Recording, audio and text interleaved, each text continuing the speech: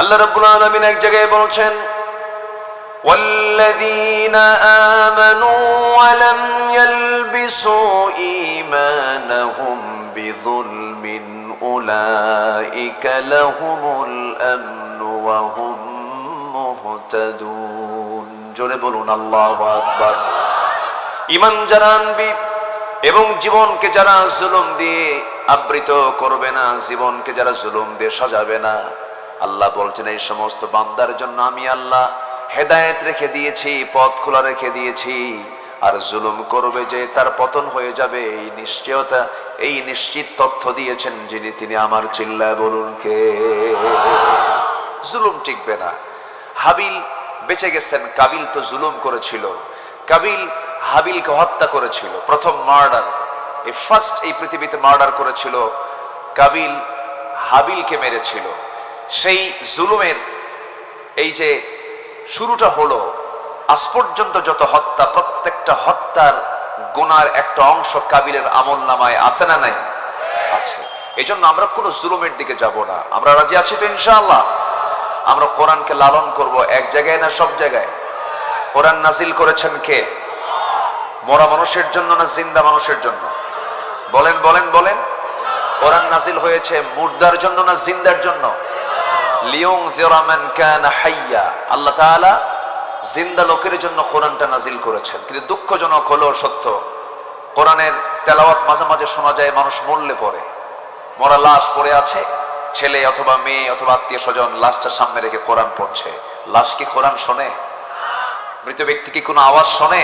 না। বরঞ্চ কোরআন নাজিল হয়েছে হলো জিন্দা লোকের জন্য। আমরা জিন্দা অবস্থায় কোরআন শুনবো, শোনাবো, পড়বো, পড়াবো। জোরে বলি ইনশাআল্লাহ। কোরআন বেশি বেশি শুনবো, গান শুনবো কম। গান শুনবেন, এটা আবার কেমন কথা? অশ্লীল কোনো গানের কাছে যাওয়া যাবে না। গান মানুষকে চরিত্রহীন বানায়, অশ্লীল গান মানুষকে নিফাকতার দিকে নিয়ে চলে যায়। সম্মানিত বন্ধুগণ, দুটা জিনিস একসঙ্গে চলে না। অন্ধকার এবং আলো একসাথে থাকেও না। আলো যখন চলে আসে, অন্ধকার কি হয়ে যায়? দূর হয়ে যায়। সম্মানিত ভাইয়েরা, সে আলো থেকে, সে কোরআন থেকে আমি কিছু কথা বলতে চাচ্ছি। আমি যেখান থেকে তেলাওয়াত দিয়ে শুরু করেছি, আল্লাহ রাব্বুল আলামিন বান্দার জন্য সবচাইতে বড় প্রাপ্তি হলো বান্দাকে জান্নাত দিবেন। জোরে বলি সুবহানাল্লাহ। এই বিশ্বাস সবার আছে তো নাকি? আমাদের মৃত্যুর পরবর্তী ঠিকানা আমরা কি পেতে চাই বলেন? বলেন কি পেতে চাই? জান্নাত। জান্নাতটা কি ছোট হবে না বড় হবে? কেমন বড় হবে বলেন? সর্বনিম্ন, মানে সবচেয়ে ছোট জান্নাত, সর্বনিম্ন জান্নাত যাকে দেওয়া হবে সেটি হবে হলো 10টা পৃথিবীর মতো একটা জান্নাত। মনে হয় ছোট হয়ে গেছে। জোরে বলেন সুবহানাল্লাহ। কয়টা পৃথিবীর মতো? 10টা পৃথিবীর মতো একটা জান্নাত আল্লাহ তাআলা বান্দাকে দিবেন। কিন্তু বান্দা তো বিড়ি খাওয়াই ছাড়ে না। বান্দা এত বিড়ি খায়। আমি আজকে কুষ্টিয়া দিয়ে আসতেছিলাম। কুষ্টিয়াতে তামাকের আবাদ হয় না? প্রচুর আবাদ হয়। এই তামাকের গাছ যারা দেখছেন, তামাকের গাছ কিন্তু খুব মানে তরু তাজা, পাতাগুলো এত সুন্দর, সজীব, একদম সজীব সবুজ পাতা। মানে এত মানে ওই যেরকম লাউ গাছ যেরকম আছে, লাউ গাছের পাতা যেমন, হ্যাঁ একদম, হ্যাঁ সুন্দর, মানে বড় বড় পাতা, সবুজ পাতা। তো আমি একদিন মনে মনে চিন্তা করলাম যে এই পাতাগুলো, এই গাছগুলো লাগাইছে যারা, তারা তো বেড়া দেয় না, এর তো কোনো গার্ড ওয়াল নেই, এগুলো কি গরু ছাগল খায় না? তো আমি একজনকে জিজ্ঞাসা করলাম, ভাই এই যে তামাকের গাছগুলো আপনারা বেড়া দেন না, এ তো গরু ছাগল খেয়ে ফেলার কথা, কুত্তাও খায় না। মানে এই তামাকের পাতার ক্ষতিকর দিক ছাগল বোঝে, গরু বোঝে, জীবজন্তু বোঝে, বোঝে না কে? আল্লাহ এই জন্য এক জায়গায় একটু গালি দিয়েছেন, থ্রেট দিয়েছেন। গালি শব্দটা বলবো না, এই ক্যামেরাম্যান আমার কথাটা আবার, মানে এই যে গালি শব্দটা আল্লাহ না, আল্লাহ তাআলা এক জায়গায় থ্রেট দিচ্ছেন, শক্ত করে বলছেন। কি বলছেন? আল্লাহ রাব্বুল আলামিন বলেন, ولقد ذرأنا لجهنم كثيرا من الجن والإنس لهم قلوب لا يفقهون بها ولهم أعين لا يبصرون بها ولهم آذان لا يسمعون بها أولئك كالأنعام بل هم أضل أولئك هم الغافلون জোরে বলুন আল্লাহু আকবার। অধিকাংশ বান্দাকে আমি সৃষ্টি করেছি জাহান্নামের জন্য। হয়তো প্রশ্ন করবেন, আল্লাহ তো জানেনি আল্লাহ অধিকাংশকে জাহান্নামের জন্য সৃষ্টি করেছেন, দোষটাতে আমার দোষটা কি? আল্লাহ তো নিজেই জানেন আমি জাহান্নামে চলে যাব। কিন্তু না, প্রত্যেক শিক্ষক কিন্তু ক্লাসের সব ছাত্রের তথ্য জানেন, কোন ছাত্র ফেল করবে পাশ করবে এটা কিন্তু শিক্ষক জানেন। কিন্তু ছাত্র ফেল পাশের জন্য ব্যর্থতা শিক্ষকের না ছাত্রের? বলেন কার? ছাত্রের। আল্লাহ রাব্বুল আলামিন তো জানবেনই, তিনি তো ভবিষ্যতের মালিক, বর্তমানের মালিক, অতীতের মালিক। তিনি বলছেন অধিকাংশই জাহান্নামের সৃষ্টি, জাহান্নামে চলে যাবে যাদের চোখ আছে দেখে না, যাদের কান আছে শোনে না, যাদের অন্তর আছে বোঝে না। এরা হলো চতুষ্পদ জন্তু, অথবা এর চাইতে নিকৃষ্ট। নাউযুবিল্লাহ। কার কথা? আসতে বলবেন না, কার কথা? আল্লাহর কথা। হাইরে বিড়ি খায় মানুষ, মাঝে মাঝে চিন্তা করে রমজান গেল, এই অভ্যাসটা কেউ ছাড়তে পারে না। আল্লাহ তো রমজান দিয়েছেন নেশা থেকে মুক্ত রাখার জন্য, এই রমজানটা দিয়েছেন। নেশা করো, রমজান মাসের একটা মাস ট্রেনিং নাও, নেশা মুক্ত তোমার জীবনটা গড়ো। কিন্তু সারাদিন রোজা ঠিকই থাকে, সকাল থেকে ইফতার পর্যন্ত কোনো সমস্যা নাই, ভালোই ছিল, কোনো ডিস্টার্ব নেই, কোনো গুতাগুতি নাই। কিন্তু ইফতার করি, দোকানদারের সামনে গিয়ে বলে মাথা কাজ করছে না, দাও টান একটা দিয়েই মরি। এরকম আছে না নাই বলেন? সুখটান, আমাকে উনি বলতেছেন সুখটান। কি দরকার? আমরা এই নেশার দিকে যাব না। জোরে বলি ইনশাআল্লাহ, জোরে বলি ইনশাআল্লাহ। আজকে এদেশের যুব সমাজকে নিয়ে আমার খুব আশঙ্কা হয়। একটা বিশাল সংখ্যক যুব সমাজ তারা অ্যাডিক্টেড, বিভিন্ন মাদকে তারা আসক্ত, এমনকি শিক্ষাঙ্গন পর্যন্ত এটা স্পর্শ করেছে। আমার ডান পাশে উনি সচেতন মানুষ, উনি এটাকে অবশ্যই ফিল করবেন এবং দায়িত্বশীল একজন মানুষ, তিনি এটাকে মাথায় নিয়ে জায়গা মতো বলবেন বলে আমি আশা করি ইনশাআল্লাহ। এই যুব সমাজকে ধ্বংস করার জন্য প্রতিবেশী, ধরুন মায়ানমার থেকে ইয়াবা এবং আমাদের প্রতিবেশী রাষ্ট্র থেকে বিভিন্ন ধরনের এই মাদকগুলো এত সহজলভ্য করে দেওয়া হয়েছে যে যুবকদের হাতে হাতে এগুলো অ্যাভেলেবেল হয়ে যাচ্ছে। আপনি কি চান আপনার ছেলে মাদকাসক্ত হয়ে ধ্বংস হয়ে যাক? আপনি কি চান? অতএব এই মাদকের ব্যাপারে আমাদের সবার সজাগ দৃষ্টি রাখার দরকার আছে না নাই? আসতে বলবেন না, আছে না নাই? মাদক সহ ধরা পড়ে, থানার ওসি বলেন মাদক সহ মাল সহ ধরেছি স্যার। ওইদিকে কিছু কথিত নেতা আছে, নেতা নামের তারা কলঙ্ক, যখন বলে মাল সহ ধরেছি, মাল সহ ছাইরা দে। এরকম আছে না নাই? আপনি কি জানেন আপনার সন্তানটাও সেই মাদকের একজন সদস্য হতে পারে? নিজের পায়ে কুড়াল মারবেন না। আজকে যুব সমাজ ধ্বংসের দিকে চলে যাচ্ছে।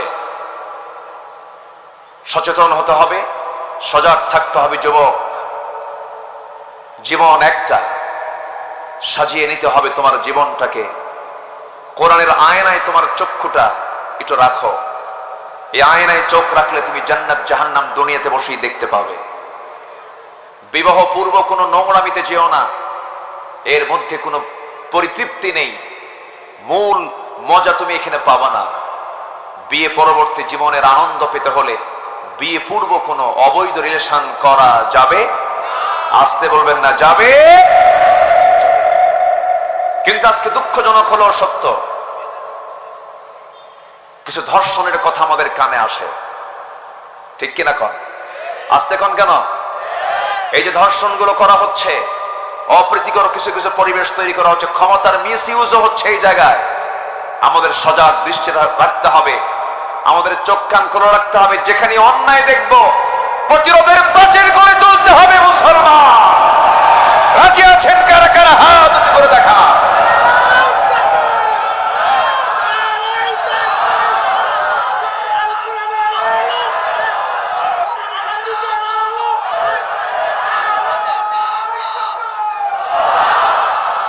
এই পাক ভারত উপমহাদেশ, এই সাবকন্টিনেন্ট শাসন করেছে এক সময়ে মুঘলরা। মুঘল বংশের যিনি মূল স্থপতি জহিরুদ্দিন মোহাম্মদ বাবর, তার ছেলে সম্রাট আকবর, হুমায়ুন, শাহজাহান, আওরঙ্গজেব, এরপরে বাদশাহ জাহাঙ্গীর, এই সমস্ত বাদশারা তারা বাদশাহী করেছে এই উপমহাদেশে। সেই কাবুলে তাদের বাড়ি ছিল। এর মধ্যে একজন বাদশার কথা মনে হলো, বাদশাহ জাহাঙ্গীর। সেই সময় তিনি এই উপমহাদেশের তিনি একজন বিশাল বড় একজন নেতা, তিনি রাজা, তিনি মুঘল সম্রাট। তার দরবারে বসে আছেন এক হিন্দু মহিলা, বৃদ্ধা নারী। তার শরণাপন্ন হয়ে তার দরবারে গিয়ে বসে চোখের পানি ফেলে ফেলে কান্দে। বাদশাহ জাহাঙ্গীর বললেন, আপনি কান্দেন কেন? সমস্যা কি? উনি বললেন, জাহাপনা, আপনার রাজত্বের আমি একজন নাগরিক, আমার কি স্বাধীনতা নেই? কেন, কি হয়েছে মা বলুন? বলতেছে যে প্রত্যেক রাত্রিতে আমি আমার ছেলেকে বিয়ে করাইছি, নতুন বৌমা আমার ঘরে, মেয়েটা দেখতে সুন্দর, সুন্দরী বৌমা আমার। প্রায় একটা ছেলে আমার বৌমার ঘরে আসে, জোরপূর্বক ধর্ষণ করে চলে যায়, কিচ্ছু বলার সাহস পাই না। এটার একটা বিচার আপনার কাছে আমি চেয়ে গেলাম, আপনি এটার একটা সমাধান করবেন। বাদশাহ জাহাঙ্গীর মাথা নিচু করলেন আর মনে মনে ভাবলেন, আমার রাজত্বে এমন দুঃসাহস এটা আমার নিজের সন্তান ছাড়া কেউ করতে পারে না। উনি বিশাল টেনশনে পড়লেন, বিচার তো করতেই হবে। আল্লাহওয়ালা তো, বাদশাহ জাহাঙ্গীর আল্লাহওয়ালা ছিলেন। বললেন, বুড়িমা আপনি চলে যান, এটার ব্যাপারে আমি দেখছি। শুধু বলে যান যে কোন সময়টা আসে, টাইমিংটা কখন আমাকে বলবেন। বলে গেল। সেই টাইমে বাদশাহ জাহাঙ্গীর নিজেই তরবারি হাতে নিয়ে হাজির বাড়ির সামনে। সন্ধ্যা, সূর্য হেলে গেছে, অন্ধকার। বাদশাহ জাহাঙ্গীর বুড়িমাকে শুধু ইঙ্গিত করলেন, আমি ঘরের মধ্যে যখন ঢুকবো তখন ঘরের লাইটটা আপনি বন্ধ করে দিবেন। ঘরের লাইটটা বন্ধ করে দেওয়া হলো। ইতিহাস বলে বাদশাহ জাহাঙ্গীর করলেন কি, ভিতরে ঢুকেই ওই জেনাকার যুবকটাকে নিজের সন্তান মনে করলেন। নিজের সন্তান মনে করে চক্ষু বন্ধ করে তরবারিটা হাতের মধ্যে কোষমুক্ত করে গর্দান বরাবর হাঁকায় দিলেন। মস্তক ছিটকে পড়ে গেল। মস্তক ছিটকে পড়ে যাওয়ার পর তিনি আস্তে করে বললেন, বুড়িমা ঘরের বাতিটা জ্বালায় দেন। ঘরের বাতি জ্বালায় দেওয়া হলো। আলো যখন জ্বলে উঠলো, মাথা চেহারার দিকে যখন তিনি নজর দিলেন, সেই অপরাধীর তাকে দেখেন নিজের সন্তান নয়। বলে ফেললেন তিনি, আলহামদুলিল্লাহ, আল্লাহ শুকরিয়া আদায় করে আমার সন্তানই অপরাধে জড়িত নয়। এবার বললেন, বুড়িমা আপনি আমাকে এক গ্লাস পানি দিন। এক গ্লাস পানি তিনি পান করলেন এক ঢোকে, এবং তিনি বললেন, বুড়িমা গতকালকে আপনি যে সময় আমাকে অভিযোগ আকারে আমার দরবারে গিয়েছিলেন, দিয়েছেন অভিযোগ, সেই সময় থেকে নিয়ে এই সময় পর্যন্ত এক ফোঁটা পানি আমার পেটে আমি নেই নাই।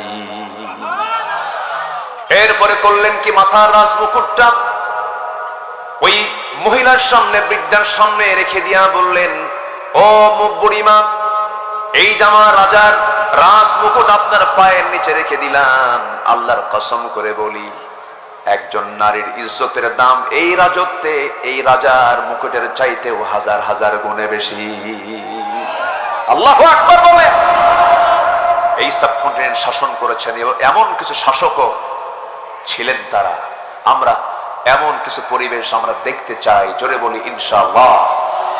আমরা মাদক মুক্ত, নেশা মুক্ত, এরপর জেনা মুক্ত, এমন একটা সুন্দর সমাজ, একটা নিরিবিলি নিশ্চয়তা পাওয়া যায়, এমন একটা সমাজ আমরা দেখতে চাই না ইনশাআল্লাহ? আল্লাহ কবুল করুন, জোরে বলি আমিন। আরো জোরে বলি আমিন। তাহলেই তো আমরা জান্নাত পেতে পারি। কারো হক নষ্ট করে কি জান্নাত পাওয়া যাবে ভাই? জান্নাত পেতে হলে একটা আমল লাগবে, একটা গুণ লাগবে। আমি যেখান থেকে আমি আলোচনা করতে চাচ্ছি সে আয়াতের দিকে আমি যাচ্ছি আস্তে আস্তে, যেখান থেকে আমি তেলাওয়াত দিয়ে শুরু করেছি।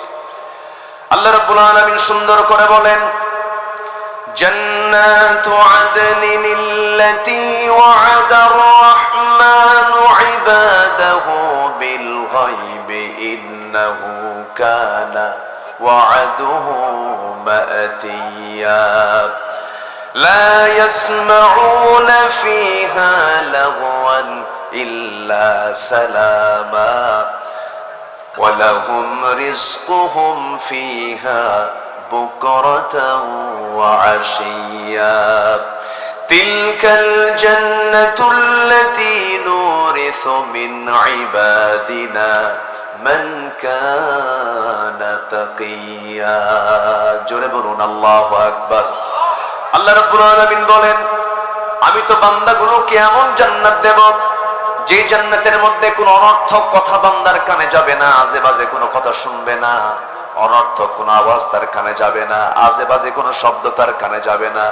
এমন জান্নাত তাকে দেওয়া হবে, সকাল বিকাল তার জন্য রিজিক বরাদ্দ থাকবে, মন যা চাবে তাই সে জান্নাতের মধ্যে পেয়ে যাবে। জোরে কোন সুবহানাল্লাহ। ওয়ালাকুম ফিহা মা তাশতাহি আনফুসুকুম, তোমার মন যা চাবে তুমি তাই পাবে। দুনিয়াতে মানুষ বুড়ো হয়ে যায়, জান্নাতে কি বুড়ো হওয়ার কোনো সুযোগ আছে? আজ থেকে বুড়ো হওয়ার কোনো সুযোগ আছে? জান্নাতে বুড়ো হওয়ার কোনো সুযোগ নাই। জান্নাতে চির যৌবন নিয়ে জান্নাতের অবস্থান করবে চিরকাল। সেখানে আল্লাহ পাক জান্নাতের হুরদের সাথে জান্নাতীদের বিয়ে পড়ায় দিবেন। কি পড়ায় দিবেন বলেন? তাহলে বিয়ে বহির্ভূত কোনো সম্পর্ক কখনো বৈধ হতে পারে না। কিন্তু আজকের সমাজে আমি যদি একটা প্রশ্ন করি, বলুন তো বিয়ে সহজ না জেনা সহজ? বলেন বলেন। জেনাকেই উৎসাহ দেওয়া হয়, জেনাই যেন একটা সহজ রূপ নিয়েছে, এমনটা আমরা দৃশ্য আমরা দেখতে চাই না। আমরা জেনাকে কঠিন দেখতে চাই, বিয়েকে সহজ দেখতে চাই। কি ঠিক কিনা? ঠিক কিনা?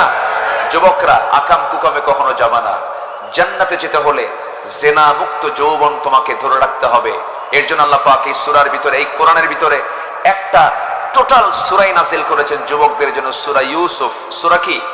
ইউসুফ। চরিত্র গড়তে চাও? সূরা ইউসুফ পড়ো। কোন সূরা? কোন সূরা পড়ো? সূরা ইউসুফটা তুমি সুন্দর করে পড়ো।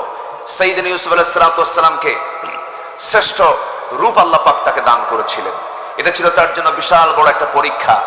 সেই বিশাল পরীক্ষায় সাইয়েদনা ইউসুফ আলাইহিস সালাম ফেল করেছেন না পাস করেছেন? আসতে বলেন, ফেল করেছেন না পাস করেছেন? পাস করেছেন। সবার ইতিহাস কম বেশি জানা আছে। ইউসুফ আলাইহিস সালাম কি ওই তৎকালীন দুনিয়ার সবচেয়ে সুন্দরী নারী যখন তাকে প্রেমের প্রস্তাব দিয়ে ফেললো, সেই সময় তিনি বলেন, ইন্নী আখাফুল্লাহ, আমি আল্লাহকে ভয় করি। এমনকি শেষ পর্যন্ত সেই ঘর থেকে নিজেকে রক্ষা করার জন্য যখন দৌড় মারা শুরু করে দিলেন, দরজাগুলো পটপট করে খুলে গেল। পিছন দিক থেকে তার কামিসুহু মিন দুবুরিন, জুব্বাটা টেনে ধরা হলো। শেষ পর্যন্ত মামলার রায় হয়ে গেল। ইউসুফ আলাইহিস সালামকে জেলখানায় ঢুকানো হলো। তিনি হাসতে হাসতে জেলখানার দিকে চলে গেলেন। নির্দোষ একটা মানুষ কারাবন্দী করা হলো, কিন্তু মানুষকে হাসি দিতে দিতে ভিতরে যখন চলে যেতে লাগলেন, তাকে প্রশ্ন করা হলো, ইউসুফ, মানুষকে জেলখানায় যাওয়ার সময় হাসে নাকি? তিনি বললেন, জেলখানে আমার কাছে এই মুহূর্তে প্রিয়, কারণ জেলখানে অন্তত জুলাইখার ডিস্টার্ব থাকবে না। যেরকম সুবহানাল্লাহ। কিন্তু আল্লাহর কি কুদরত!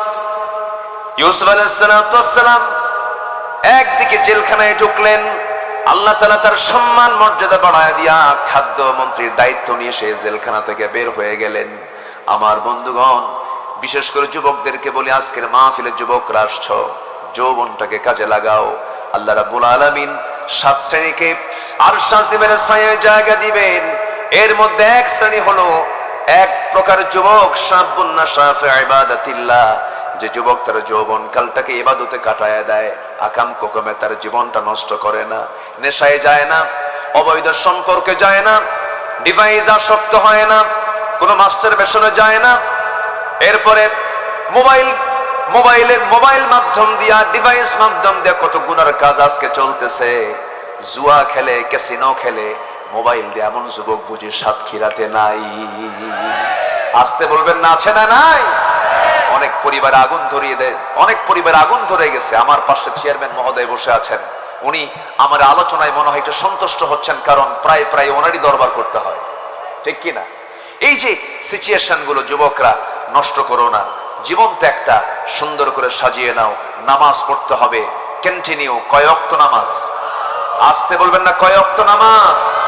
5 ওয়াক্ত নামাজটাকে কন্টিনিউ করবা। নাশায়া ফি ইবাদাতিল্লাহ, আল্লাহ তাআলা বলেন আমি তাকে আরশ আজিমের ছায়ায় জায়গা দেব সেদিন, যে যুবক তার যৌবনকালকে আমার ইবাদতে কাটায় দেয়। আল্লাহু আকবার বলেন। সম্মানিত ভাইয়েরা, সম্মানিত বন্ধুগণ, কিন্তু দুঃখজনক হলো সত্য, গোটা পৃথিবীর দ্বিতীয় বৃহত্তম মুসলিম জনপদ বাংলাদেশ, 18 থেকে 20 কোটি মুসলমানের বসবাস, 4.5 লক্ষ মসজিদের দেশ বাংলাদেশ, কিন্তু দুঃখজনক ফজরের সময় মুসল্লি খুঁজে পাওয়া যায় না। মসজিদ, এত মসজিদ এখন আমার দেশে, ফজরের সময় জোহর আসর মাগরিব এশায় যতটুকু হয় ফজরে তার চাইতে কম হয়, অথচ মানুষ ফজরের সময় বাড়িতে বেশি ওয়েট করে থাকে। মানে তো বাড়িতে মানুষ বেশি থাকে হলো ফজরের সময়, আসে না। আজান হয়, আসসালাতু খায়রুম মিনান নাওম স্লোগান শোনে, কিন্তু মসজিদে হাজির হয় না। মসজিদে হাজির হয় মোট 5 জন, এর মধ্যে ইমাম 1 জন, মুয়াজ্জিন 1 জন, 2 জন তো বাদ গেলই, আর থাকলো 3 জন। এই 3 জনের সদস্য হচ্ছে 3 বুড়া মানুষ। যখন বলা হয় আপনারা বুড়া মানুষ, আপনারা মসজিদে আসছেন কেন? না আসলেও তো হতো, বাবা বুড়ি বেঁচে নাই, বুড়ি থাকলে আমরাও আসতাম। এই হলো মসজিদের দশা। আমি পাঁচপাড়ার এই গ্রামের যুবকদেরকে আমি একটা দায়িত্ব দিয়ে যাব। যুবকরা, তোমরা যদি এই সিদ্ধান্ত নিতে পারো যে পাঁচপাড়ার গ্রামের যত যুবক আছে, যত প্রাপ্তবয়স্ক মুসল্লি আছে, মুসলমান আছে, প্রত্যেকে মসজিদে হাজির করার জন্য তোমরা দাওয়াতি কাজ করবে।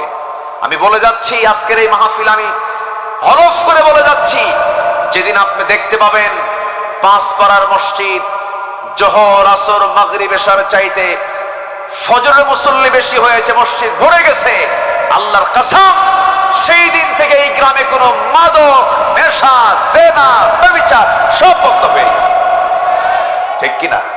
কিন্তু নামাজই তো নাই, নামাজই তো পড়ে না, অথচ নামাজের গুরুত্ব কত। একজন সাহাবীর কথা মনে হলো এই মুহূর্তে, সাইয়েদনা ওমর ফারুক রাদিয়াল্লাহু তাআলা আনহু। নাম শুনছেন না সবাই? কয় নাম্বার খলিফা? বলেন, কয় নাম্বার খলিফা? 2 নাম্বার খলিফা সাইয়েদনা ওমর ফারুক রাদিয়াল্লাহু তাআলা আনহু। নামাজের গুরুত্বটাকে একটু বোঝানোর জন্য আমি এই দিকে গেলাম। ওমর ফারুক রাদিয়াল্লাহু তাআলা আনহু সারা জীবন তিনি দোয়া করেছেন, আল্লাহুম্মা রযুকনি শাহাদাতান ফি সাবিলিক ওয়াজআল মাউতি ফি বালাদি রাসূলিক। আয় আল্লাহ তাআলা, তুমি আমাকে নবীর শহরে মৃত্যু দাও, আমাকে শহীদি মৃত্যু দান করো। এই দোয়াটা তিনি প্রায় করতেন। এই তো 1500 বছর আগের কথা বলছি। অর্ধ দুনিয়ার শাসনকর্তা তিনি ছিলেন, 40টা রাষ্ট্রের তিনি রাষ্ট্রপ্রধান ছিলেন। রোম পারস্য তার নাম শুনলে থরথর করে কাঁপত। ওমর ফারুকের নাম কে না জানে? কেজরিওয়াল পর্যন্ত, ভারতের শ্রী মহাত্মা গান্ধী পর্যন্ত বলেছেন, বর্তমান দুনিয়ার সমস্ত অশান্তি দূর করার জন্য মুসলমানদের শাসক ওমরের মতো একটা শাসক দারুণ দরকার। সেই ওমর ফারুক রাদিয়াল্লাহু আনহু নামাজের কি গুরুত্ব ছিল দেখেন। তিনি দুনিয়া থেকে বিদায় নেবেন, এই দোয়া প্রায় করতেন। কোন এক ফজরের নামাজ পড়ার জন্য তিনি বাড়ি থেকে বের হলেন, মসজিদের দিকে রওনা দিয়েছেন। শাসকরা নামাজ পড়বেন আবার পড়াবেন। যে শাসকের মধ্যে নামাজ পড়ানোর যোগ্যতা থাকবে সে হচ্ছে একজন অবশ্যই যোগ্যতা সম্পন্ন শাসক। কারণ মুসলমানদের শাসক হওয়ার জন্য সবচেয়ে বড় যোগ্যতা হলো তিনি নামাজের ইমামতের যোগ্যতাও রাখবেন। আস্তে কন কেন? আমার নবীজি শাসক ছিলেন, আবার তিনি রাষ্ট্রনায়ক ছিলেন। ওমর ফারুক সেই ধারাবাহিকতায় ফজর নামাজ পড়ানোর জন্য মসজিদের দিকে রওনা দিলেন। সর্বশেষ নামাজ সেদিন তার, নামাজ পড়ার জন্য চলে গেছেন, মুসাল্লায় দাঁড়ায় গেছেন। প্রথম রাকাত সুন্দর করে নামাজ পড়েছেন। দ্বিতীয় রাকাতে রুকুতে যখন চলে গেলেন, রুকুতে যাওয়ার সঙ্গে সঙ্গে এতটাই এক জালিম এসে তার ডান দিকে পেটের ভিতরে বিষাক্ত চাকু ঢোকায় দিল। নামাজ আর পড়তে পারলেন না, সেভ করার জন্য তিনি নামাজ ছেড়ে দিলেন। নামাজ ছেড়ে দেওয়ার সঙ্গে সঙ্গে আবার উপর্যপুরে আবার হামলা হলো। তল পেটে বিষাক্ত চাকু দুইবার ঢুকায়া দেওয়া হলো। পেট থেকে ভুঁড়িগুলো বের হয়ে গেল কিছু অংশ। ওই ওমরে ফারুক রাদিয়াল্লাহু আনহু সেন্সলেস হয়ে জমিনে পড়ে গেলেন, মাথা উঁচু করে দাঁড়াতে পারলেন না, সেন্সলেস হয়ে পড়ে আছেন। কয়েক ঘন্টা চলে গেল। সমস্ত মুসল্লিরা জালিমকে ধরে ফেললো, পাকড়াও করে ফেলার পর তিনি সেন্সলেস হয়ে পড়ে আছেন। সকালবেলা হয়ে গেছে, ফজর নামাজ তো তার পরিপূর্ণ হয় নাই। সকালবেলা যখন তার চক্ষুটা তিনি খুলে ফেললেন, সেন্সটা ফিরে পেয়েছেন, কোনোভাবে রক্ত ঝরছে শরীর থেকে। সামনের দিকে তাকায় দেখেন তার সন্তান আব্দুল্লাহ ডুকরে ডুকরে কান্দে। ওমরে ফারুক বলেন, আমার কলিজার টুকরা আব্দুল্লাহ, তুমি কাঁদো কেন? তুমি কেন কান্নাকাটি করছো? তোমার বাবা ওমরের সারা জীবনের দোয়া ছিল আমি যেন শহীদে মওত যেন পাই, শহীদে মওত যেন আল্লাহ পাক আমাকে দিয়ে দেন। আমি বড় ভাগ্যবান। আমাকে যে আঘাত করেছে সে অন্য ধর্মের মানুষ, সে একজন অগ্নি পূজক, আবু লুলু মাজুসি, সে আমাকে আঘাত করেছে। আমি নিশ্চিত আমি শহীদ হয়ে যাব, নবীর শহরে আমার মৃত্যু হয়ে যাবে। আব্দুল্লাহ কেঁদো না, আমার জন্য পানি আনো তো। দৌড় মেরে এক গ্লাস পানি তার সামনে নিয়ে হাজির করলেন। ওমরে ফারুক বলছেন, কলিজার টুকরা আব্দুল্লাহ রে, তুমি যে আমার জন্য পানিটা আনছো, এই পানি কিসের পানি আনলা? কাব্বা তৃষ্ণার জন্য মনে হয় পানি চাচ্ছেন, পানি পান করার জন্য পানি আনছি। ওমরে ফারুক বলছেন, আল্লাহর কসম করে বলি আব্দুল্লাহ রে, আমার কলিজার টুকরা সন্তান, আমার কলিজায় চুল পরিমাণ কোনো তৃষ্ণা নাই, আমার পানি পানের কোনো প্রয়োজন নাই। আমার সবচেয়ে বড় তৃষ্ণা হলো ফজর নামাজ শুরু করেছিলাম, প্রথম রাকাত পড়তে পেরেছি, দ্বিতীয় রাকাতে রক্তাক্ত হয়ে আমি অজ্ঞান হয়ে পড়েছিলাম। ফজর নামাজটা আমার কমপ্লিট হয় নাই, ওযুর পানি দাও, ওযু বানায়া ফজরটা আমার আদায় করা দরকার। আল্লাহু আকবার, আল্লাহু আকবার। নামাজের মধ্যে তাদের কি মজা ছিল, নামাজের কি গুরুত্ব তাদের মাঝে ছিল। সঙ্গে সঙ্গে ওযুর পানি দেওয়া হলো, কিতাবে এসেছে ওযু বানালেন, ওযু বানায় নামাজে দাঁড়াবেন কেমনে, ভুঁড়িগুলো বাইরে বের হয়ে এসেছে। সন্তানকে ডাক দিয়ে বলে, সন্তান রে একটা গামছা দিয়ে দাও। গামছা দিয়ে তিনি পেট বাঁধলেন, ভুঁড়ি সহ পেট বাঁধলেন। নামাজে দাঁড়াবেন, দাঁড়িয়ে দাঁড়িয়ে নামাজ পড়বেন, কিন্তু শরীর থেকে রক্তগুলো গড়ে গড়ে দুর্বল হয়ে গেছেন, তিনি পারলেন না দাঁড়িয়ে। বসে পড়বেন, বসেও পারলেন না। শুয়ে শুয়ে ইশারা করে সর্বশেষ নামাজ তিনি আদায় করলেন। আদায় করার পরে বলছেন, কলিজার টুকরার সন্তান আব্দুল্লাহ, আমার সারা জীবনের শখ ছিল আমি নবীর পাশে ঘুমাবো। বছর দুয়েক আগে প্রথম খলিফা আমার ভাই আবু বকরকে নবীর পাশে ঘুমায় দিয়েছি। আমার বড় শখ, আমিও নবীর পাশে ঘুমাতে চাই, কিন্তু জায়গা তো আমার না, জায়গা তো আম্মা জান আয়েশা সিদ্দিকা রাদিয়াল্লাহু তাআলা আনহার। অতএব তুমি আমার পক্ষ থেকে তার দরজায় গিয়ে কড়া নেড়ে আমার প্রস্তাবটা দিয়ে আসো, যে বলো ওমর তার কাছে কবরের জায়গাটা ভিক্ষা চেয়েছে, একটু যে বলো। যে যখন তার সামনে যখন এমন আবদার করা হলো, আম্মা জান আয়েশা কাঁদতে কাঁদতে বলছেন, আহারে জগৎধন্য একজন খলিফা, অর্ধ জাহানের একজন খলিফা, ওমরের মতো মানুষ আমার কাছে একটা সামান্য জায়গার আবদার করেছে, আমি আয়েশা আমার কবরের জায়গা অংশটুকু আমি ওমরে ফারুকরে দান করে দিলাম। আমার নবীর কবরের পাশে দুজন শুয়ে আছেন, এখনো ইতিহাস যায় দেখে আসেন। এই যে 6 মাস আগে গিয়েছিলাম, তাদের দুজনকে উদ্দেশ্য করে একটা আয়াত নাযিল হয়েছিল, লা তারফাউ আসওয়াতাকুম ফাওকা সাওতিন নবী, তোমরা তোমাদের আওয়াজকে নবীর আওয়াজের চাইতে বড় করো না। শায়াত খচিত, শায়াতের নিচেই তারা শুয়ে আছেন। আমার নবীর কবরের সাথে সাথেই তাদেরকে দাফন করা হয়েছে। আমার বন্ধুগণ, ওমর ফারুক রাদিয়াল্লাহু তাআলা আনহু রাসূলকে খুব মহব্বত করতেন, খুব ভালোবাসতেন।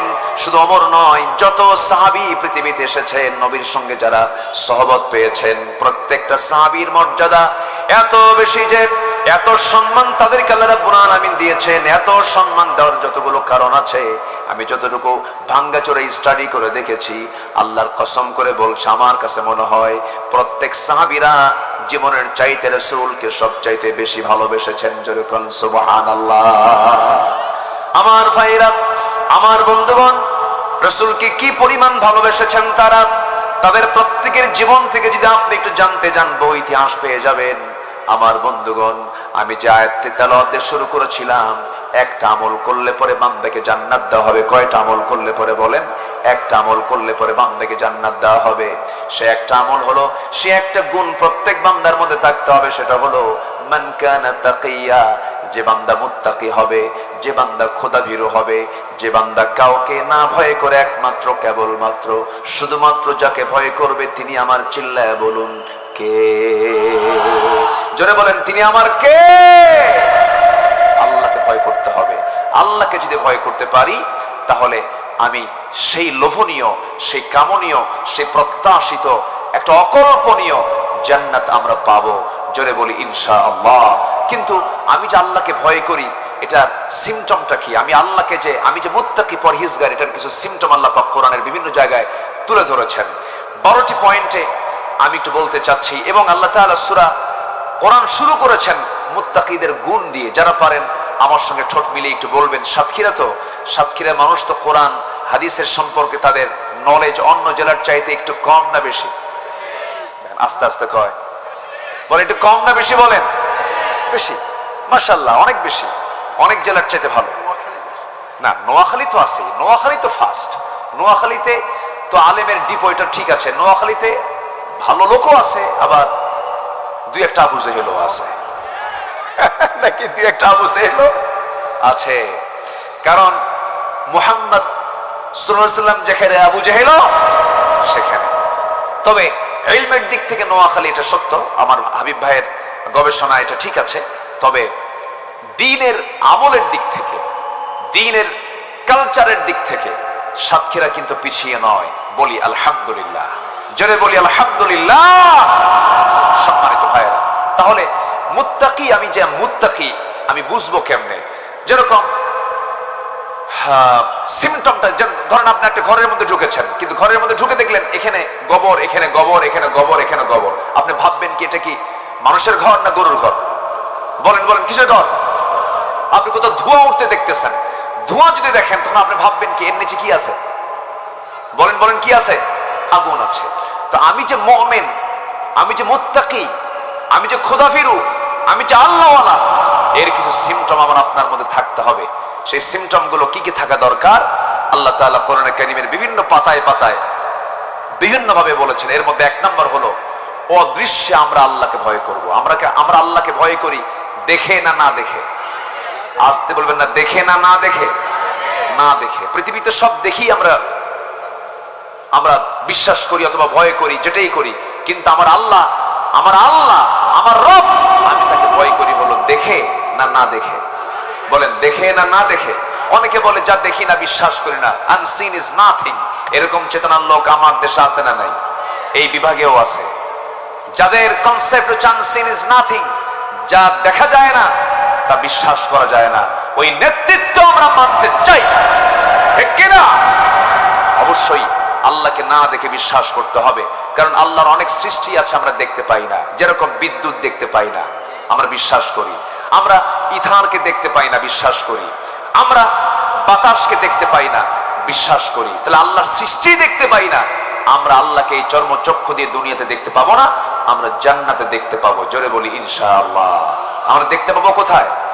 জান্নাতে দেখতে পাবো। সম্মানিত ভাইয়েরা, আল্লাহকে না দেখে ভয় করতে হবে। একজন ইমামের কথা মনে হলো, ইমাম শাফি। ইমাম মোট 4 জন। বলেন তো কয়জন বড় ইমাম? 4 জনের মধ্যে ইমাম শাফি একজন ইমাম। উনি যখন 7 বছরের ছোট্ট শিশু, শিক্ষার্থী, মাদ্রাসায় পড়াশোনা করেন, ওস্তাদ ক্লাসের মধ্যে ঢুকে 2 হাত ভর্তি খোরমা নিয়ে ঢুকলেন। সব ছাত্রের হাতে একটা করে খোরমা দিলেন। খোরমা দিয়ে বললেন, ছাত্ররা শোনো, এই খোরমাগুলো তোমাদের হাতে হাতে দিলাম, আগামীকালকে তোমাদের কাছে এসে খোঁজ নেব খোরমাগুলো কি করেছো। আমি তোমাদেরকে দায়িত্ব দিলাম, খোরমাগুলো এমন জায়গায় লুকায় রাখবে যেন কোথাও থেকে সহজে না বের হয়, এমন ভাবে লুকায় রাখবা তোমরা যেন না বের করা যায়। আচ্ছা ওস্তাদ, আমরা এই কাজটা করব। সবাইকে দায়িত্ব দিয়ে পরের দিন আবার চলে আসলেন ক্লাস নেওয়ার জন্য। ওস্তাদ বললেন, কে কে লুকায় রেখেছো? সবাই হাত তুলেছে, কিন্তু একজন ছোট্ট শিক্ষার্থী হাত তুলে নাই। তার নাম হইল ইমাম শাফি রাহিমাহুল্লাহ। হাত তুললেন না তিনি। এবার বলছেন, শাফি তুমি হাত তুললে না কেন? তুমি কি খোরমাটা লুকায় রাখো নাই? ইমাম শাফি বলছেন, ওস্তাদ আল্লাহর কসম করে বলি, আপনি আমাকে দায়িত্ব দিয়েছেন, আমি আপনাকে অবহেলা করি নাই, কিন্তু আমি খোরমাটা রাখার জন্য, লুকায় রাখার জন্য পৃথিবীর এমন কোন জায়গা নাই যে জায়গাটা পাবো, যে জায়গায় আমার আল্লাহ দেখেন না, আমার আল্লাহ জানেন না। আমার আল্লাহর কাছে কোনো গোপন নাই, প্রকাশ্যনের সব জায়গায় তিনি দেখেন। অতএব যে আল্লাহর কাছে কোনো কিছু গোপন করে রাখার কোনো সুযোগ নাই, সেই জমিন আমি কোথাও খোরমা রাখার জায়গা পাই নাই। শাফির ওস্তাদ বললেন, বুঝতে পেরেছি, আমার এতগুলো ছাত্রের মধ্যে একটা ছাত্রী পেয়েছে আল্লাহওয়ালা, সেটা হচ্ছে আমার শাফি, সে বড় আলেম হবে। আল্লাহু আকবার বলেন। তাহলে আমার আল্লাহর কাছে কোনো আড়াল আছে? বলেন, কোনো আড়াল আছে? আমরা আকাম কুকাম যেটাই যদি করার চিন্তা করি, কিন্তু আমার আল্লাহর কাছে কি আড়াল হওয়ার কোনো সুযোগ আছে? আমার আল্লাহকে ভয় করব হলো এমন ভাবে অদৃশ্যে তিনি আমাকে দেখেন, অদৃশ্য থেকে তিনি আমাকে অবজার্ভ করেন, তাহলেই আমি খোদা ভীরু হতে পারবো। নাম্বার 2 হচ্ছে হালাল হারামের সূক্ষ্ম সীমারেখা রক্ষা করে চলা। জীবনের সকল জায়গায় কোনটা হালাল কোনটা হারাম, এটাকে আমার অবশ্যই বাছ বিচার করে চলতে হবে। একই ব্যক্তি মাহফিল কমিটির সভাপতি, আবার একই ব্যক্তি যাত্রা কমিটির সভাপতি। আসতে বলবেন না, আছে না নাই? একই ব্যক্তি 5 ওয়াক্ত নামাজ পড়ে, আবার উনি সুদের কারবার করে। সুদখোর নামাজি মনে হয় সাতক্ষীরাতে নাই। আপনারা উঠতেছেন কেন? এই যে ভাই, অনেক রাত হয়েছে মনে হয়, একটু বসেন, একটু বসেন, আমাকে একটু সময় দেন, আমাকে একটু সময় দেন সম্মানিত ভাইয়েরা। তাহলে সুদখোর নামাজি, বলেন তো এই নামাজের কোন পুরস্কার কি আল্লাহর আদালতে আছে? আসতে বলবেন না, আছে? নাই। আমার বন্ধুগণ, হজ করে আসছে, হাজিনা বললে মন খারাপ করে। হাজিনা বললে কি করে? মন খারাপ করে। কিন্তু উনি সুদ খান, ওনার নামের আগে সুদখোর অমক লিখতে সমস্যা কোথায়? কিন্তু উনি জানেন যে সুদ খাওয়া অপরাধ, সুদখোর এটা কোনো গুণ নয়, এরপর তিনি সুদের কারবার করেন। এরকম বহু নামাজি আমার দেশে আছে। সুদের সঙ্গে যার সম্পর্ক থাকবে তার কোন ইবাদত কবুল করবেন না যিনি তিনি আমার কে। কিন্তু সুদের সঙ্গে আমরা যদি ডিরেক্ট, অনেকে সুদ নাও খাই, প্রত্যক্ষ এবং পরোক্ষভাবে সুদের সঙ্গে সম্পৃক্ততা সবার আছে না নাই? আসতে বলবেন না, আছে না নাই? আছে। তাহলে সুদ এটা 1000 বছর ওয়াজ করে বন্ধ হবে না। জেনা 1000 বছর বন্ধ করে ওয়াজ জেনা বন্ধ হবে না, সুদ বন্ধ হবে না। মদের দোকান 1000 বছর ওয়াজ করে বন্ধ হবে না। তাহলে আপনি যদি আমাকে প্রশ্ন করেন, হুজুর আপনি ওয়াজ করতে আসছেন সাতক্ষীরা, আপনাকে প্রশ্ন করি, সুদ ওয়াজ করে বন্ধ হবে না, জেনা ওয়াজ করে বন্ধ হবে না, মদ ওয়াজ করে বন্ধ হবে না, তাহলে কিভাবে রাসূল এগুলোকে বন্ধ করেছেন? এগুলোকে বন্ধ করার জন্য নবীজির পন্থা যদি অবলম্বন করতে হয়, কথা একটাই, জমিন আইন প্রতিষ্ঠা করতে হবে একমাত্র আল্লাহ তাআলা। রাজি আছেন কারা কারা? হাত উঁচু করে মুসলমানরা দেখা।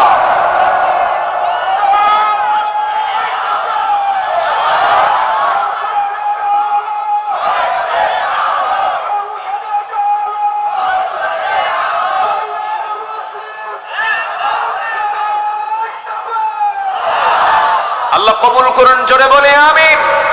আমার নবী ছিলেন 12 লক্ষ 12.5 লক্ষ বর্গ মাইলের রাষ্ট্রপ্রধান। রাসূলকে শুধু ইমাম রাসূল মানবেন, রাসূলকে শুধু সুন্নতে মানবেন, দাড়িতে মানবেন, টুপিতে মানবেন, জুব্বায় মানবেন, রাষ্ট্রনীতিতে রাসূলকে মানবেন না, আপনি উম্মত হতে পারেন না, আপনি ভণ্ড, আপনি প্রতারক। রাসূলকে মানতে হবে এক জায়গায় না সব জায়গায়? আসতে বলবেন না, এক জায়গায় না সব জায়গায়? সব জায়গায় মানতে হবে। তাহলে হালাল এবং হারাম কি স্পষ্ট জেনে হারামকে বর্জন করা, হালালকে গ্রহণ করা হচ্ছে একজন পরহেজগার বান্দার, মুত্তাকি বান্দার একটা অন্যতম গুণ। আল্লাহ আমল করার তৌফিক দান করুন, জোরে বলি আমিন। নাম্বার 3 হচ্ছে জীবনের সকল জায়গায় আমরা মিথ্যার আশ্রয় নেব না সত্য। বলেন, মিথ্যার আশ্রয় না সততার আশ্রয়? সততা নিয়ে চলবো, এক জায়গায় না সব জায়গায়? বলেন, এক জায়গায় না সব জায়গায়? ওজন হবে সমান সমান না কম বেশি? একটা সূরা আছে সূরাতুল মুতাফফিফিন, এটা ওজনের সূরা। আল্লাহ পাক বলছেন, ধ্বংস হোক তার যারা নেওয়ার সময় বেশি নেয়, দেওয়ার সময় কম দেয়। এমন ব্যবসায়ী আমার দেশে নাই বললেই চলে। আসতে কোন কেন? আছে না নাই? আছে না নাই? আল্লাহ তাআলা একটা সূরা নাযিল করেছেন। আমার বন্ধুগণ, ওজনে কম দেওয়া যাবে না। ওজন যার সঠিক হবে, আল্লাহ তাআলা তার জন্য জান্নাতটা সঠিক রেখে দিবেন। ওজন কম বেশি করা যাবে না, বনের সম্পত্তি নষ্ট করা যাবে না, হক নষ্ট করা যাবে না, এতিমের মাল মেরে খাওয়া যাবে না, বান্দার হক নষ্ট করা যাবে না। হক নষ্ট করলে পরে জান্নাতটা আপনার বাজেয়াপ্ত হয়ে যাবে।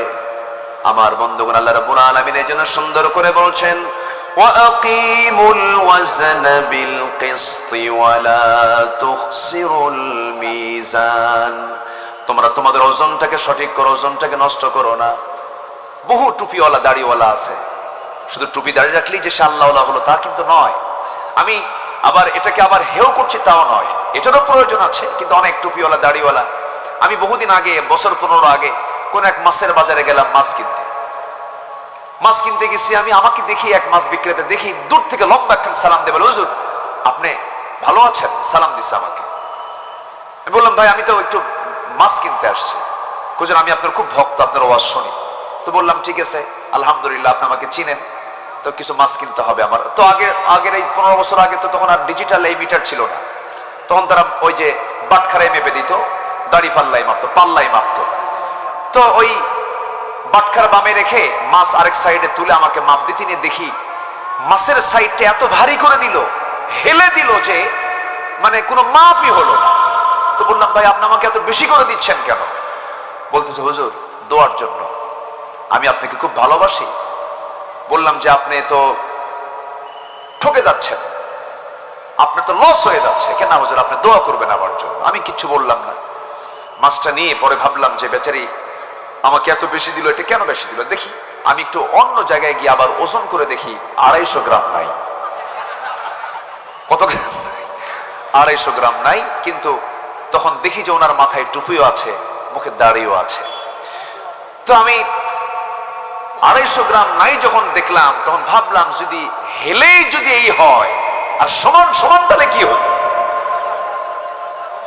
সম্মানিত ভাইয়েরা, তাকওয়া কিন্তু বাহ্যিক নয়, আত্তাকওয়া হাহুনা, আল্লাহর ভয়, তাকওয়া পরহেজগারিতা হাহুনা। রাসূল দেখা দিলেন এই জায়গায় ভিতরে ভিতরে।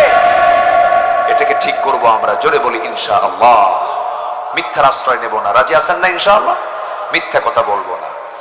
আমার বন্ধুগণ, তাহলে কি হবে?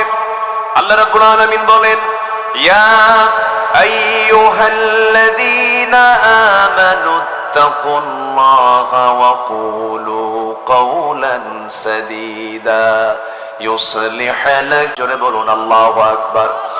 তোমরা সত্য কথা বলো, এবং তোমরা সত্য কথা যদি বলতে পারো, আমি আল্লাহ ওয়াদা করছি আমি তোমার সমস্ত ভুল ভালো আমলগুলোকে নেক আমল দিয়ে ভরপুর করে দেব, এবং তোমার জীবনের সমস্ত গুনাহগুলোকে মাফ করে সম্মানজনক জান্নাত আমি তোমাকে দিয়ে দেব। আমার বন্ধুগণ, ব্যবসার ক্ষেত্রে সরল হব আমরা, কাজ কারবারে সরল হব। ইমাম বুখারীর নাম সবাই শুনেছেন। ইমাম বুখারী রাহমাতুল্লাহ আলাইহি একজন বড় হাদিস বিশারদ ছিলেন। সবচেয়ে বড় সহিহ হাদিসের গ্রন্থ হলো বুখারী শরীফ, তার নামই নামকরণ করা হয়েছে। রাশিয়ার বুখারায় তার বাড়ি ছিল, এই জন্য তার নাম বুখারী। এই ইমাম বুখারী একজন ব্যবসায়ী ছিলেন, বিশাল ব্যবসা তিনি করতেন। কোন এক রাতের আধারে একটা ব্যবসায়ী টিম এসে তার কাছে কিছু পণ্য সামগ্রী, ব্যবসার কিছু মাল ছিল। বলা হলো, বুখারী এই মালটা আজকে রাতে দিলে পরে 500 দিরহাম বেশি লাভে আমি তোমার এই মালটা কিনে নেব, 500 দিরহাম বেশি লাভ দেব তোমাকে। ইমাম বুখারী বলেন, রাতের বেলা আমি আর কারবার করবো না, যাও চলে সকালবেলা আসো। সকালবেলা অন্য একটা ব্যবসায়ী টিম যখন তার সামনে এসে বলতেছে, ইমাম বুখারী এই মালটা যদি আজকে সকালবেলা দাও 1000 দিরহাম লাভ তোমাকে দেব, লাভ ধরায় দেব। ইমাম বুখারী বললেন, 1000 দিরহাম লাভ আমি তোমাকে লাভে তোমাকে বিক্রি করব না, কারণ মনে মনে নিয়ত করে ফেলেছি গত রাত্রিতেই 500 দিরহাম বললামই আমার এই মালটা ছেড়ে দেব, অতএব আমার 1000 দিরহামের প্রয়োজন নাই। সুবহানাল্লাহ বলা যাবে না? কি কথা কি বুঝতেছেন আপনারা? কথা বুঝতেছেন? জ্বালানি হোন্ডা কি লাইনে থাকে? পাম্পে থাকে? লাইনে থাকে? এটা সংকট। আমার মনে হয় একটা জরিপ আসলো, আমার কানে আসছে যে পাম্পে অন্যান্য সময় নরমালি সপ্তাহে যত লিটার লাগতো এখন তার ডাবল লাগে। মানে মানুষও কিছু সমস্যা হয়ে গেছে, মানুষের ভিতরে কিছু ছটফটানি শুরু হয়েছে, মনে হয় এটা খাবে, এরকম একটা ভাবসা। তো কৃত্রিম একটা সংকট যদি কেউ তৈরি করে ফেলে, যদি কেউ কৃত্রিম সংকট তৈরি করে ফেলে, যারা নিত্য প্রয়োজনীয় জিনিসের যারা স্টক করবে, যারা হেতেকার করবে, মজুতকরণ করবে, তাদের প্রতি লানত করেছেন স্বয়ং কে? আসতে বলবেন না কে? সততার দৃষ্টান্ত না, এটা সৎ ব্যবসায়ের দৃষ্টান্ত এটা নয়। সম্মানিত ভাইয়েরা, সম্মানিত বন্ধুগণ, আল্লাহওয়ালা জাতি যদি হয়ে যায়, তখন দেখবেন যে এই ক্রাইসিস গুলো থাকবে না। বান্দার মধ্যে শর্ত হলো থাকতে হবে কার ভয়? আসতে বলবেন না কার ভয়? আল্লাহর ভয়। নাম্বার 4 হচ্ছে অন্যায়ের ব্যাপারে আপোষহীন থাকতে হবে। এটা হচ্ছে পরহেজগার বান্দার অন্যতম বৈশিষ্ট্য। নিজে অন্যায় করবে না, কাউকে অন্যায় হতে দেবে না। মান ইবনে জাদিয়া নামে একজন ব্যক্তি সাইয়েদনা ওমর ফারুকের শাসনামলে রাষ্ট্রের সিলমহল চুরি করে সে বেশ কিছু টাকা, রাষ্ট্রের মাল কিছু সে তসরুফ করে ফেলে, ধরা পড়ে। ওমর ফারুক বললেন ওর শাস্তি কেউ দেবে না, আমি ওর 100 দিন, ওকে আমি 100 দররা 100 বেত্রাঘাত করব। তো চোরদের পক্ষেও কিছু লোক থাকে। মান ইবনে জাদিয়ার পক্ষে 3 জন ব্যক্তি সুপারিশ করতে আসছে। ওমর ফারুক বললেন এর 100 বেত্রাঘাত মারা হয়েছে না, ওই 3টার 100 বেত্রাঘাত সমান করে মারো। আল্লাহু আকবার বলেন। অন্যায়ের ক্ষেত্রে আপোষহীন হব আমরা, জোরে বলি ইনশাআল্লাহ। আল্লাহ রাব্বুল আলামিন বলেন ওয়ালা তারকানু ইলাল্লাযীনা যালামু ফাতামাসসাকুমুন নার ওয়ামা লাকুম মিন দুনিল্লাহি মিন আউলিয়া সুম্মা লা তুনসারুন। জোরে বলুন আল্লাহু আকবার, আরো জোরে বলুন আল্লাহু আকবার। নাম্বার 5 হলো সর্বোচ্চ পদে থেকেও মানুষের প্রতি রহম দিল থাকা। এমপি হওয়ার আগেও যেমন, এমপি হওয়ার পরেও তেমন, চেয়ারম্যান হওয়ার আগেও যেমন, চেয়ারম্যান হওয়ার পরেও তেমন। আপনারা আবার মন খারাপ করেন না, মানে জাস্ট আমি বোঝানোর জন্য বলতেছি। নেতা হওয়ার আগেও যেমন, নেতা হওয়ার পরেও তেমন, তার মধ্যে কোনো পরিবর্তন আসবে না। বরঞ্চ আল্লাহওয়ালা যদি হয়, ক্ষমতা পাওয়ার আগে যতটুকু ভালো ছিল, ক্ষমতাও পাওয়ার পর তার অবস্থা আরো খারাপ হয়ে যাওয়ার কথা। যেমন খারাপ হয়ে গিয়েছিল ওমর ফারুক রাদিয়াল্লাহু আনহুর ভিতরে। যখন তিনি খলিফা হয়েছেন, দিন দিন শুকায়া যান, অসুস্থ হয়ে পড়েন। তাকে বলা হলো সাইয়েদনা ওমর, আপনি দিন দিন শুকায়া যাচ্ছেন কেন? তিনি চোখের পানি মুছতে মুছতে বলছেন, কাঁদতে কাঁদতে বলছেন, আহারে তোমরা যে আমাকে দায়িত্বটা দিয়েছো, এই দায়িত্বই আমাকে স্বাস্থ্যহীন বানায় দিয়েছে। রাতে বেলা ঘুমাতে পারি না। রাতের আধারে তিনি বের হতেন প্রত্যেক রাতে জনগণকে দেখার জন্য। কোন এক রাতের আধারে তিনি এক প্রত্যন্ত অঞ্চলে চলে গেলেন। এক বৃদ্ধা নারীকে একটা কুটির ঘরে দেখতে পেলেন। তার সামনে গিয়ে দাঁড়িয়ে বলছেন, মা কেমন আছেন? ভালো নাই কেন? ওমর ফারুক শাসনকর্তা হয়েছে, দেখতে আসে না, খলিফা তেমন ভালো না, আমি তার প্রতি নাখোশ হয়েছি। ওমর ফারুক বললেন, নিজের পরিচয় গোপন করে বলছেন, বুড়িমা এত দূরে কি ওমর ফারুক আসতে পারে নাকি? অনেক দূরের পথ এটা। এবার বুড়িমা শক্ত গলায় বলতেছে, এত দূর যদি মনে হয়, খলিফা হওয়ার দরকার কি ছিল? খলিফা হওয়ার দরকার কি? খলিফা হওয়ার দরকার ছিল? উনি কেঁদে ফেললেন। উনি তো অ্যারেস্ট হয়ে গেলেন মহিলার কাছে। এবার বলছেন, মা তাহলে আমি আপনার কাছে ক্ষমা চাচ্ছি। তার পক্ষ থেকে নিজের পরিচয় দিলেন না, নিজের পরিচয় গোপন করছেন। এবার তিনি বলছেন ওমর ফারুককে মাফ করার জন্য আপনি কি চান? আপনি যদি টাকা পয়সা চান, আপনাকে টাকা পয়সা দেওয়া হবে। এক পর্যায়ে বুড়িমা বলতেছে, আমি আপনার বুড়িমার কাছে বলতেছেন, ওমর ফারুক আমি আপনাকে 25 দিরহাম দেব, 25 দিনার দেব, আপনি কি খুশি নাকি? আমি খুশি। ইতিমধ্যে তার সফর সঙ্গে ছিলেন সাইয়েদনা আলী। সাইয়েদনা আলীকে ডাক দিচ্ছেন, আলী এদিকে আসো। তিনি বলছেন, আমিরুল মুমিনিন ওমর ফারুক আমি আসতেছি। এই কথা হঠাৎ করে মহিলার কানে চলে গেছে। ওমর ফারুক তো এই লোকটা, আমি কার সঙ্গে কথা বলি? থরথর করে কাঁপে। আর মহিলা বলে, হুজুর আমিরুল মুমিনিন আমার ভুল হয়ে গেছে, আপনি আমাকে মাফ করে দেন। ওমর ফারুক বলছেন, বুড়িমা আপনি আমাকে চিনতে পেরেছেন ভালো কথা, কিন্তু মাফ আপনি চান কেন? মাফ আমি আপনার কাছে চাই, আপনি আমাকে মাফ করে দেন।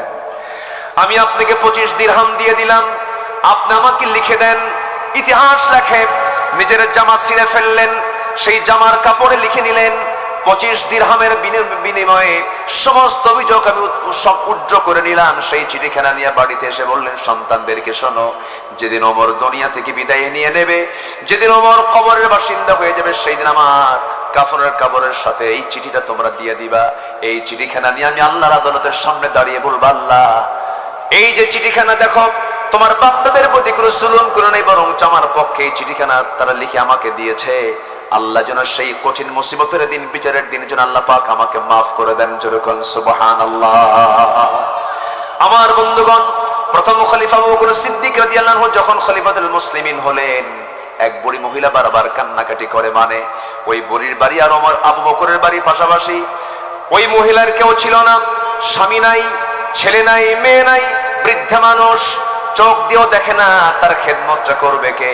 প্রতিবেশী হওয়ার কারণে প্রত্যেক রাত্রে আবু বকর সিদ্দিক রাদিয়াল্লাহু আনহু তার খেদমত করে আসতেন। তার কাপড় চোপড় ধুয়ে দেওয়া, তার রান্না বান্না করে দেওয়া এবং তার খাবার টাবার ধুয়ে দেওয়ার সমস্ত দায়িত্ব তিনি পালন করতেন। কিন্তু খলিফা যখন হলেন, ওই মহিলার কানে যখন চলে গেছে, কান্নাকাটি করছেন মহিলা, কিন্তু সন্ধ্যাবেলায় হাজির। আবু বকর বলছেন, ও বৃদ্ধা নারী, আপনি কান্দেন কেন? আবু বকর খলিফা হওয়ার আগে যে খেদমত করেছে, খলিফা হওয়ার পর আপনার সেই খেদমত করে যাবে। কোনো টেনশন করার দরকার নাই আপনার। ইতিহাস লেখে একটানা 2 বছর তিনি খেলাফতের দায়িত্ব পালন করেছেন, প্রতিবেশীর হক আদায় করেছেন।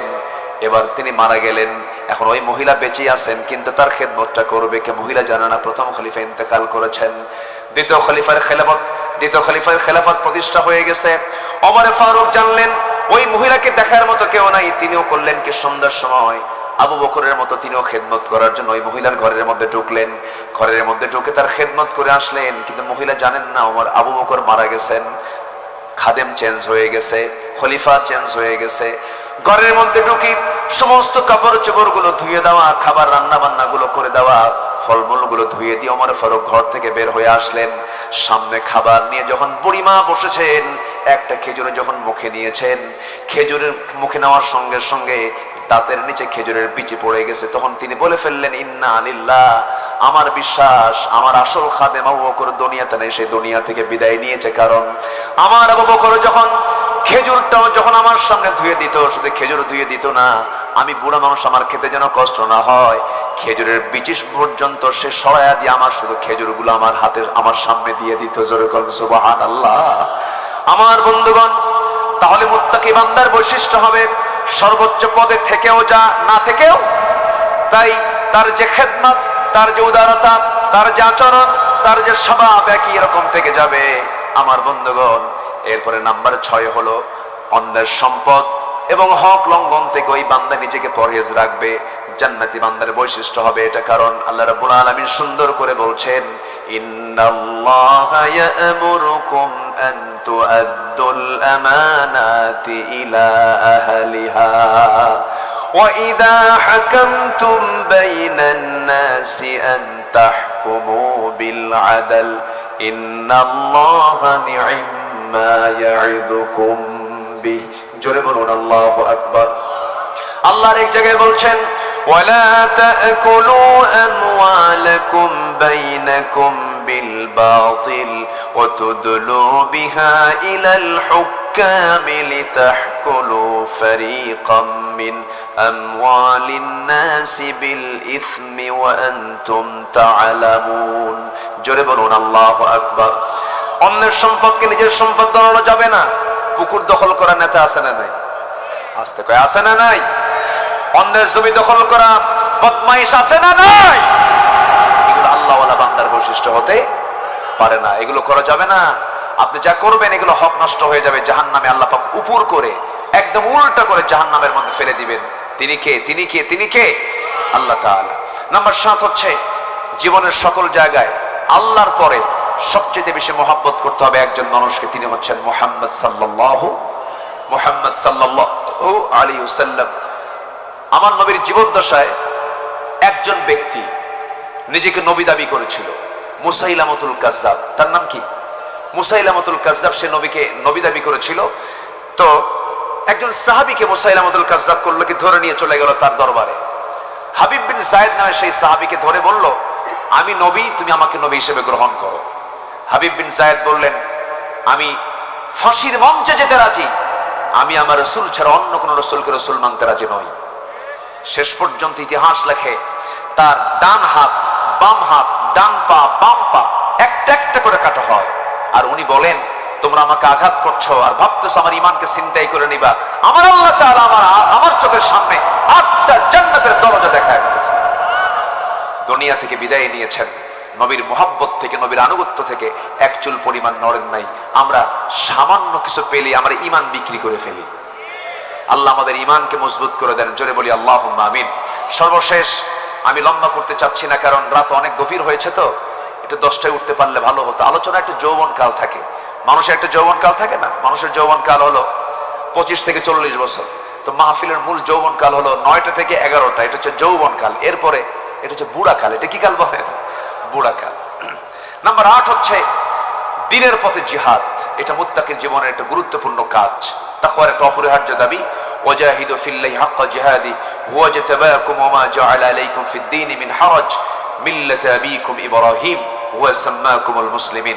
এই 8টা গুণে গুণান্বিত হয়ে আমরা আমাদের ইমানকে তরুতাজা করে আল্লাহর সামনে প্রস্তুত হওয়ার মানসিকতা আমরা তৈরি করি, আহ্বান জানি। আমি আমার কথার না বাড়িয়ে আমি এখানে শেষ করতে চাই।